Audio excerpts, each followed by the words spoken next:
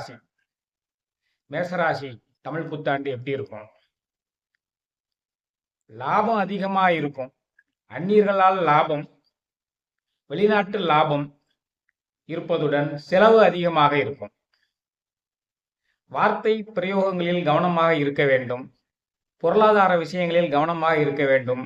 தேவையில்லாத முதலீடுகளை செய்துவிடக் கூடாது.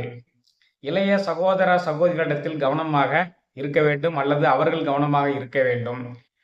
பிள்ளைகளிடம் கருத்து வேறுபாடு தோன்றி மறையலாம் அல்லது பிள்ளைகளினுடைய உடல் நலம் சிறிது பாதிக்கப்பட்டு தேறி வரலாம். திருமண விஷயங்கள் நன்றாக இருக்கும்.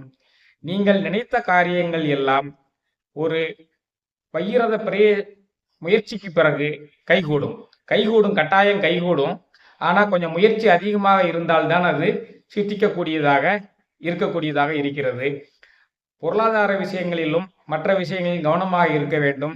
ஜாமீன் கையெழுத்து போடுவது, சாட்சி சொல்வது இது இருக்கக்கூடாது. ஏனால் வம்பு வழக்குகளில் சிக்கக்கூடிய வாய்ப்புகள் தென்படுகிறது. ஜூன் மாதம் 8ஆம் தேதி வரை தங்களுடைய உடல் நலனை கவனமாக பார்த்து கொள்ள வேண்டிய கட்டாயத்தில் இருக்கிறீர்கள் மேசராசிக்காரர்கள்.